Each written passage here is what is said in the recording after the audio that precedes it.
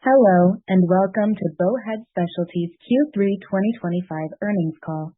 After the prepared remarks, we will hold a question and answer session. For those in the Q&A room, please use the raise hand function at the bottom of your Zoom screen to join the question queue.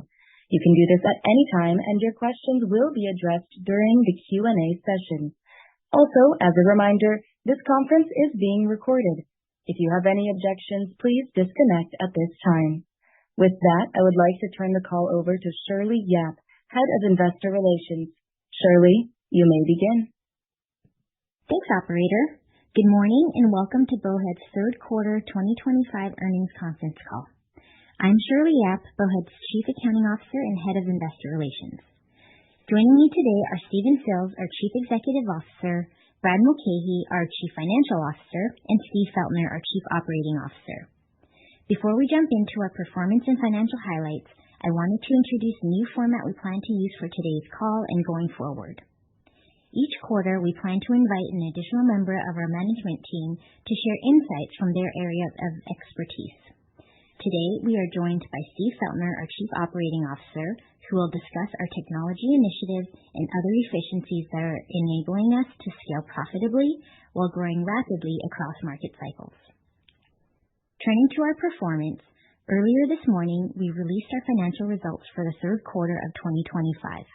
You can find our earnings release in the Investor Relations section of our website. Our Form 10-Q will also be made available on our website later this evening.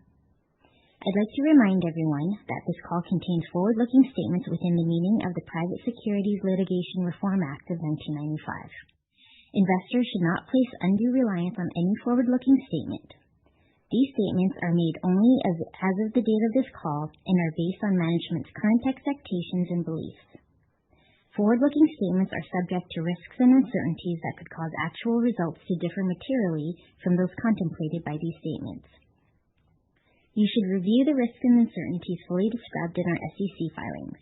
We expressly disclaim any duty to update any forward-looking statement except as required by law. Additionally, we will be referencing certain non-GAAP financial measures on this call. Reconciliations of these non-GAAP financial measures to their respective, most directly comparable GAAP measure can be found in the earnings release we issued this morning and in the Investor Relations section of our website. With that, it's my pleasure to turn the call over to Stephen Sills. Thank you, Shirley. Good morning, everyone, and thank you for taking the time to join our call today. I'm pleased to share that Bowhead once again delivered consistent, strong top and bottom line growth in Q3. Gross written premiums increased 17.5% year over year, while adjusted net income increased 25.5%, and diluted adjusted earnings per share increased 23.7% to 47 cents a share. These results are a testament to our disciplined approach to underwriting, the continued expansion of our craft and flow underwriting operations, and our commitment to operational excellence. Starting with GWP, Bowhead generated approximately $232 million in gross written premiums during the third quarter. Our casualty division grew 20% to $145 million for the quarter. We believe the most favorable segment in the marketplace today is excess casualty business. Our excess casualty book was the primary driver of our 20% growth. Given the recent industry adverse reserve development reported in casualty lines, I wanted to take a moment to revisit the two key areas we believe set us apart from the markets experiencing these challenges. First, our timing. We launched our casualty division at the end of 2020, giving us the opportunity to capitalize on the hardening E&S casualty market.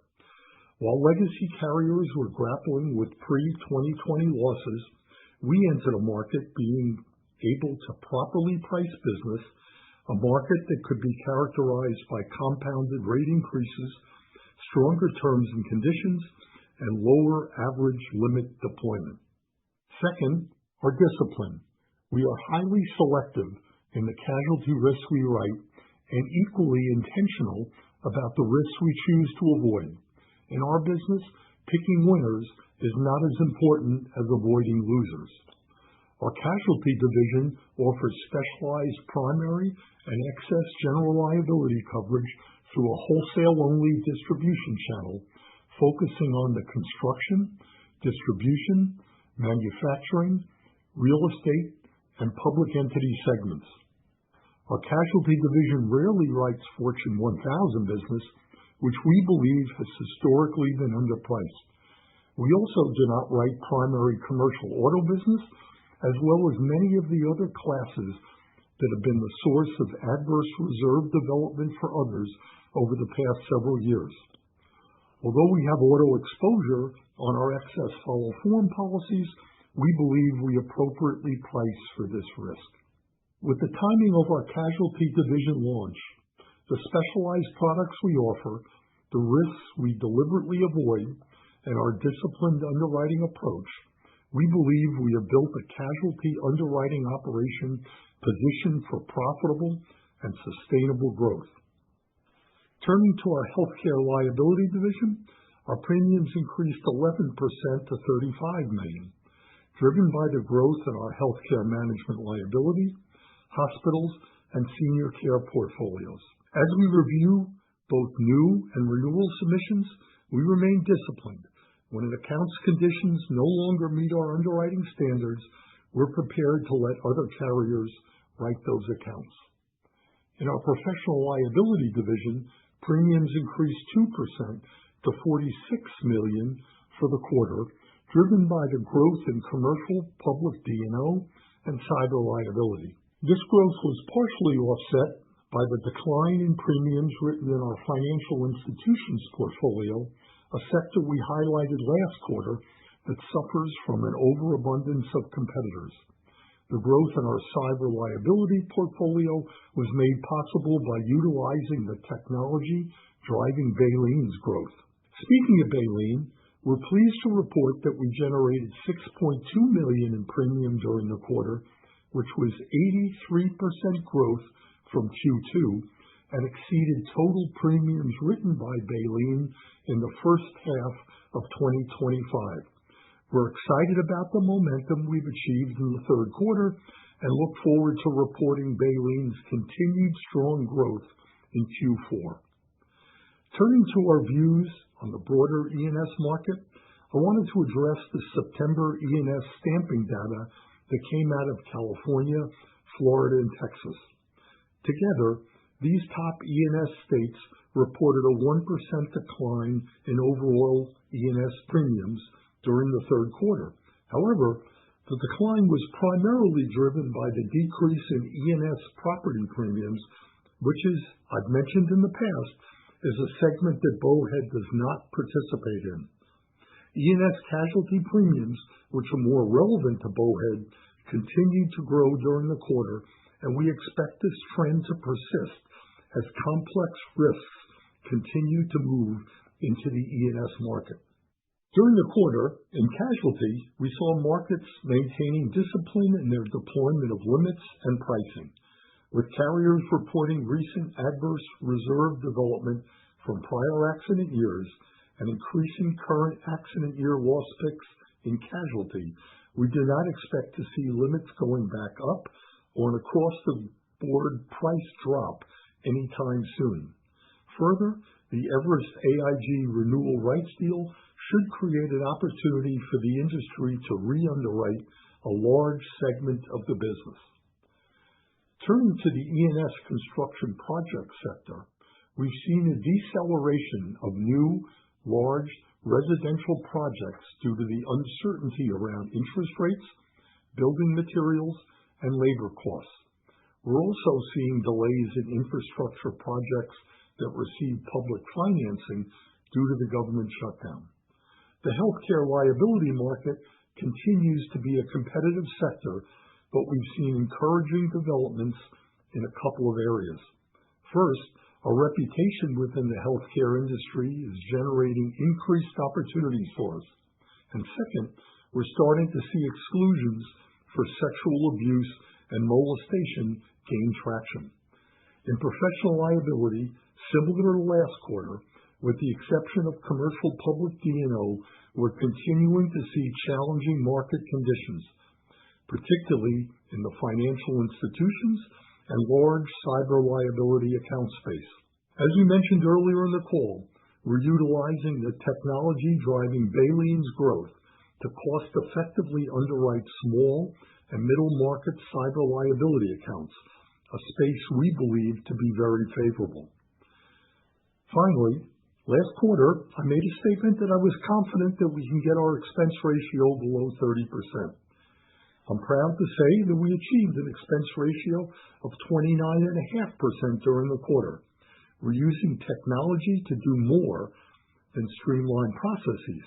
It's helping us enhance decision-making, improve risk selection, and support our distribution partners more effectively. In other words, we're managing expenses while also accelerating top-line growth. Leading the charge in this area is Steve Feltner, our Chief Operating Officer. I'd like to now turn the call over to Steve to discuss these initiatives. Steve? Thanks, Stephen, and good morning, everyone. Our expense ratio improved 40 basis points year over year, reflecting continued benefits from automation, workflow optimization, and sharper execution. We've streamlined submission intake, enriched underwriting data from third-party sources, and enabled underwriters to more effectively triage opportunities. We've achieved this by delivering the information they need by the time they open the file. We are also optimizing our rating experience. For underwriters, it means efficient data integration and a clearer view of how each risk fits into the broader portfolio. For actuaries, it simplifies model development and maintenance, freeing up time to collaborate more closely with underwriters. In claims, we are developing a system that will process incoming claims, provide initial assessments, and help triage workload, allowing our claims professionals to focus where human judgment adds the most value. Our approach to operating leverage is about building a foundation that scales efficiently as we grow. We expect continued improvement in our operating expense ratio as we leverage the technology investments we've made over the past 18 months in our core functions. We want to grow premium without a commensurate increase in expense. That is the essence of sustainable profitability and long-term shareholder value. Bowhead has already made great strides in capturing efficiency gains, and we look forward to continuing our progress as we move through the quarters and years ahead. With that, I'll turn the call over to Brad. Brad?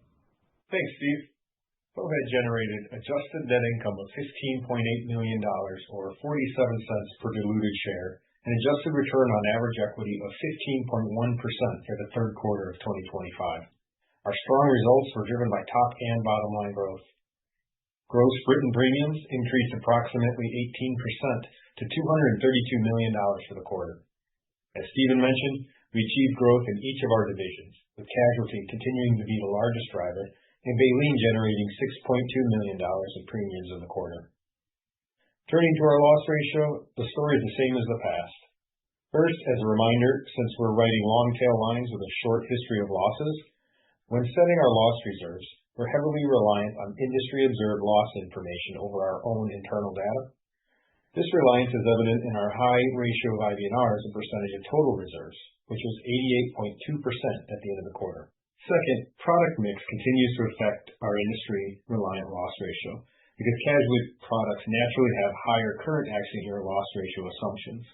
Since these products make up an ever larger portion of our net earned premium, our loss ratio has been trending higher. This mix change had the effect of increasing our current accident year loss ratio by 30 basis points from 64.5% in Q3 of last year to 64.8% this quarter. As I mentioned in the past few earnings calls, the change in our prior accident year loss ratio is simply due to IBNR booked on audit premiums that were billed and fully earned in the current quarter, but related to policies from prior accident years. This is not based on actual losses settling for more than reserved and does not represent an increase in estimated reserves on unresolved claims. We are simply putting loss reserves into the appropriate accident year, regardless of when the premiums are billed and earned. As we continue to grow and our history continues to develop, we expect the impact of the audit premiums to be less pronounced on our prior accident year reserves. As a result, our loss ratio for the quarter was 65.9%. A 1.4-point increase from 64.5% year over year. As we already mentioned, our expense ratio for the quarter was 29.5%, a decrease of 40 basis points year over year. The decrease was driven by the reduction in our operating expense ratio from the continued scaling of our business, as well as the prudent management of our expenses. There was also an increase in our other insurance-related income that contributed to the reduction in our expense ratio from last year. These favorable improvements were partially offset by the increase in our net acquisition ratio, specifically the increase in the fee we pay to American Family, and to a lesser extent, increasing brokerage commissions due to portfolio mix. As we mentioned last quarter, we expect the increased fee we pay to American Family to be offset by the continued scaling of our business and the prudent management of our expenses. Overall, the loss ratio and expense ratio contributed to a combined ratio of 95.4% for the quarter. Turning to our investment portfolio, net investment income increased 31% year over year to $15 million for the quarter, primarily due to higher balance of investments and higher yields on invested assets. Our investment portfolio had a book yield of 4.8% and a new money rate of 4.6% at the end of the quarter. The average credit quality of our investment portfolio remained at AA, and our average duration was 2.9 years at the end of the quarter. We expect net investment income to grow in the future as the balance of our investment portfolio continues to grow. Total equity was $431 million, giving us a diluted book value per share of $12.75 at the end of the quarter, an increase of 16% from year-end. Lastly, we announced earlier in the year that we would assess our capital needs and the appropriate source of capital based on our growth in 2025. Since we're growing faster than we anticipated at the time of the IPO and have available debt capacity in our capital structure, we are planning to access capital through resources other than the equity markets by the end of the year. With that, we'll turn the call over for questions. Thank you.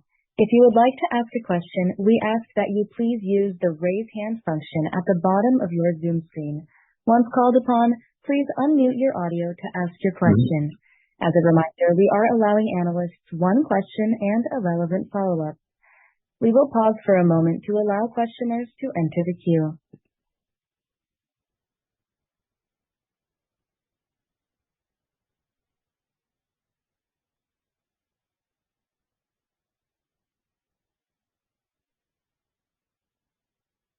Our first question is from Meyer Shields from Keefe, Bruyette & Woods. Please unmute your line and ask your question.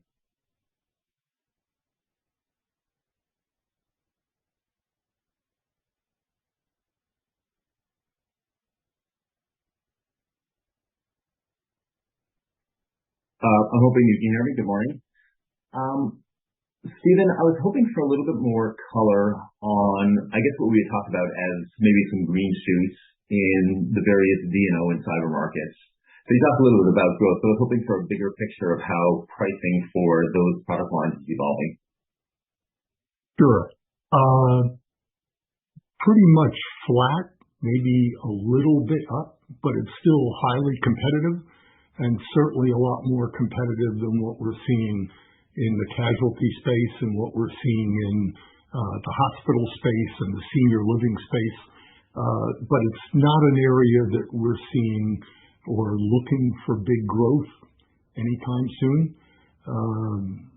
As I mentioned before, the financial institution space, which, a few years back used to be viewed as kind of rarefied air. If there were 50 commercial D&O markets, there were maybe 20 financial institution markets.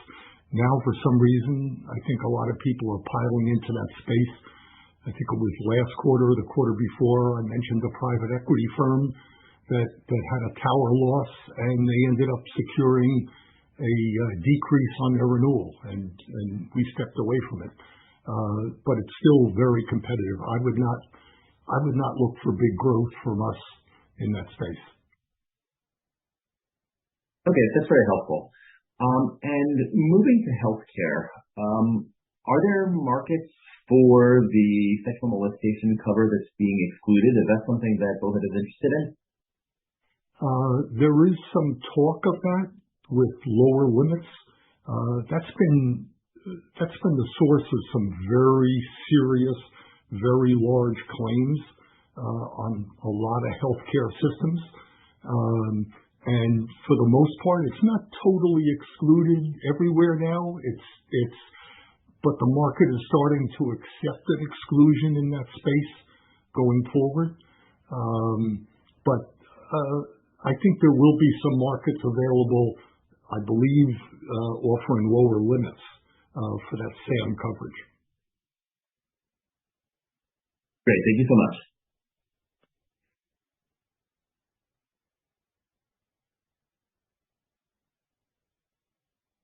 Our next question comes from Daniel Lee at Morgan Stanley. Please unmute your line and ask your question.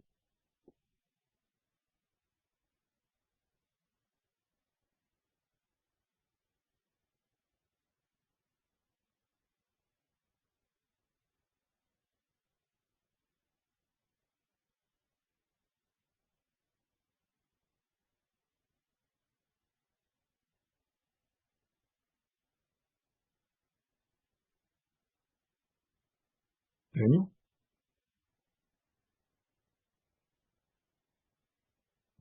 Sorry, can you hear me? Now we can. Hey, sorry. Hey, this is Dan on for Bob. Thanks for taking my question. I guess I wanted to ask first on growth overall. I know the construction projects work was a drive.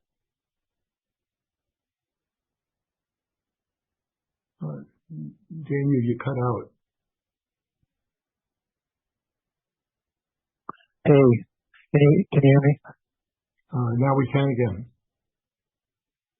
Sorry. My first question is just on growth for the casualty business. I know the construction projects book was a driver for top line previously, but I'm given the construction market feels softer now, except for maybe data centers. Can you talk about business opportunities going forward within construction? Well, you're right. There is expected growth in the data center space. I'm not sure how much we'll participate in that because some of the terms and conditions that are being looked for are things that we may not find favorable, whether in terms of reinstatement of limits or things like that. But there will be plenty of other construction projects.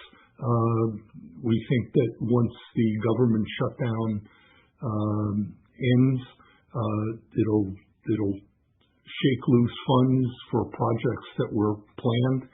And so we still think that there's going to be plenty of opportunity in the future.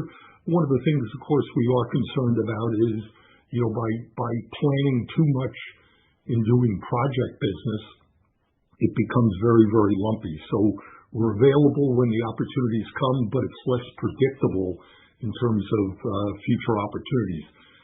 But we do see, the practice policies, we see opportunities there, and the construction will come. It's just going to be lumpy.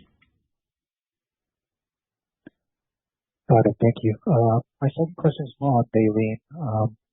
As we head into 2026 and Baleen continues to ramp up, will you pursue more wholesale partnerships to kind of expand the distribution network, or maybe potentially new product lines that you may consider adding for Baleen? The question was adding.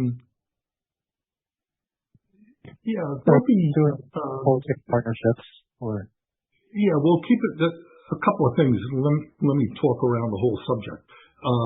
Baleen at the current time is wholesale only. We started out with a limited number of wholesalers. There will be opportunities to add more wholesalers down the road. But just as important as what we're doing with Baleen itself is the technology that we're using, that technology, that products that we're going to be using that for in the future, and even what we're using it for right now. Keep in mind, it enabled us to go almost virtually no touch in some very small business.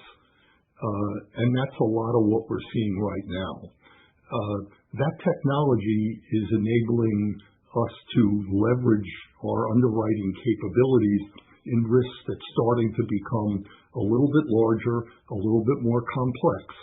And one area that's happening is in the small cyber space. Companies, we started out with companies less than 25 million in revenue, now moving up to 50 million in revenue, that are now virtually no touch. So whereas an underwriter, by the time they started to look through all the material, the file gets set up, it took a certain amount of time, and we just didn't have, the resources to be able to do that. What we're able to do now is leverage underwriters that are compensated less than the highest paid people in the company and enable them to spend a few minutes on the account for it to get underwritten and quoted. And we think that once we extend that into areas beyond cyber, such as small casualty business, where we actually get hundreds, if not thousands, of submissions that are just too small for our appetite and capabilities today, we're ultimately, and not too long in the future, be able to start underwriting those in very short order. Got it. Thank you. Our next question is from Cave Montazari at Deutsche Bank. You may unmute your line and ask your question. All right. Hopefully the unmute works. Good morning. My first question, maybe I'll take a fact that Steve is on the line right now, and that's on the operating expense ratio. Thank you for the caller on the call about the technology advancements that you're putting through to help on that front. How much of the improvement in the operating expense ratio this quarter was kind of due to these efficiencies, the technology-driven improvement, and where do you think that operating expense ratio can go to, in 2026, 2027, or over the medium term? Hey, Dave, this is Brad.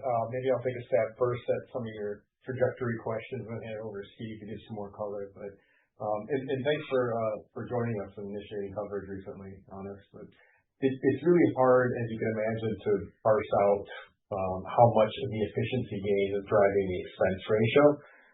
But we are comfortable that that's what's driving it. Obviously, we've got the American Family fee going up. We've got commissions, pretty steady, going up maybe a little bit. So there's some puts and takes in there. But when we look at our staff costs in particular, there's no doubt that is driving some savings into our expense ratio because of these efficiencies that Steve mentioned. So hopefully that helps. I'll hand it over to Steve if you want to get some color on those efficiencies. Yeah, sure. I'd love to. Thanks, Kate, for the question. Some of these initiatives we have in place, others are coming and we're working on in progress. I think as we continue down this road, the efficiencies will be had by the underwriters and other core functions. And as Brad mentioned, we'll continue to see, the influence of that on our operating expense ratio as we go forward. We're in this stage now where, we're taking our processes and procedures, up to industrial strength so we can continue to scale efficiently, in the quarters and years ahead. Okay. My follow-up question, Brad, is for you. Right at the end of your prepared remarks, you mentioned that you won't need to tap the equity market to fund growth for 2026. Could you maybe give us a bit more color, just given that your net premium to equity is already above 1.2x? Are you thinking about, getting some kind of a debt that has equity-like features? Still TBD. I don't want to get into too many details on it, but I think what we are comfortable with is we're not going to go to the equity markets to raise equity on this. We do think that net premium to surplus ratio, will continue the trajectory under one, in the next couple of years. But stay tuned on the exact details of what we're looking at. Okay, thanks, Matt. Our next question comes from Pablo Singzon at JP Morgan. You may unmute your line and ask your question. Hi, can you hear me? Yes. Oh, thanks. First question, I wanted to get an update on your medium-term view of gross premium growth, right? 18% this quarter is still a good number. It's off a tough comp in 24, but it is slower than the high 20s you were putting up in the first half of the year.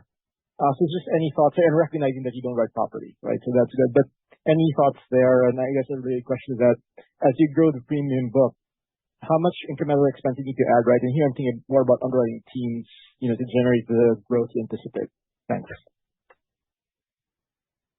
Well, we're always on the lookout for places where we can grow in terms of new opportunities. We did that with environmental last year. That's slowly growing. But back to the technology for 1 second, that's an area where there's some small environmental business that our technology will be able to enable us to really grow that business without adding to a lot more staff. But we're interested in new products along the way. American Family is open to discussions in opening new areas. So that is an area to grow.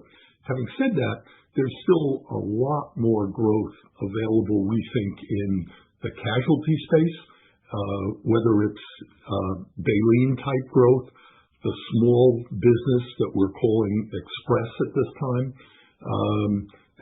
and also in the healthcare space. So we don't think we're running out of runway by any means in what it is we have to do with what it is we've got on our plate right now. But we are open to new opportunities. Understood. So it sounds like, and I don't want to put words in your mouth, Stephen, but it sounds like just given what you have now, you think the market is growing, and without adding significant headcount or expense, you think the premiums will come your way. Is that sort of a fair assessment of where things stand now? Yes. I think when you talk about headcount, it's the type of headcount that we've been adding. When you look at the type of people that were necessary to start up the business versus now as we move down into smaller business, it's a different level of headcount. And so, but in terms of how we see the growth and the number of headcount for the year going forward versus the year in the past, it'll definitely be leveraged. That the growth per headcount add will be a lot more going forward than in the past. Understood. And this will be my third question. So my apologies, I'll squeeze this one in. But I think there's a broad view at this point that accident years during the hard markets post 2020 might not have as much margin as initially thought, right? Mainly because loss trends just developed more unfavorably than what people had expected. So I guess either for you, Stephen or Brad, do you agree with this? The sort of like, I'll call it a broad consensus view. Are you seeing it in your book in some way, right? I know it's a long tail, but maybe there's something that's showing in the page. And then I guess maybe for Brad, at what point would you actually start recognizing favorable or unfavorable reserve development, right? Again, recognizing that your book is quite young and you want to have credibility in the data. Thanks. Yeah, I think your last thought is important, that it's still young and it is too early to say. I think, over the last few years, people have been cutting limits while they're raising price. So maybe people who haven't cut limits fast enough or put out too much limits, there could be some adverse development. I have no idea at this point in time, but it's certainly better than it was prior to when we got into the marketplace. Brad, do you want to add some more color on that? Yeah, I just mentioned everybody that we've seen on the more recent accident years that have come out with adverse development. When we've looked at what we could see, we're comfortable that we're not in the same space. It's auto business or it's primary hab or just not reflective of our book. That being said, we are doing in Q4 we do our annual review of our reserves with our external actuaries. So we'll have more color, I think, on reserves and some of our characteristics, how those are developing after year end.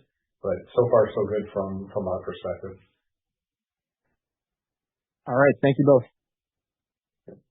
As a reminder, please use the raise hand function at the bottom of your Zoom screen to join the question queue. Our next question comes from Paul Newsome at Piper Sandler. You may unmute your line and ask your question. Good morning. Thanks for the call. I would like to revisit the capital question a little bit. Beyond debt and equity, are you also looking at other alternative sources of capital, like reinsurance changes? Hey, Paul, it's Fred. Yeah, I mean, that's always an option.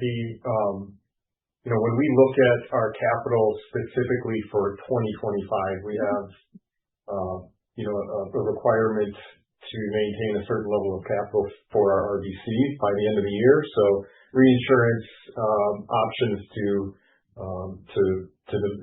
meet that requirement are kind of limited, but we do look at reinsurance long term, and do we have the optimal structure both from a risk appetite as well as from a capital balance. But for now, I think the only thing we've really taken off of the schedule for the current year's capital raise is an equity raise, and we just wanted to be clear with everybody on that. Thank you. And different topic. The investment portfolio is obviously maturing. Your liability line, so I would imagine you're still in a position where your float is growing as your book matures.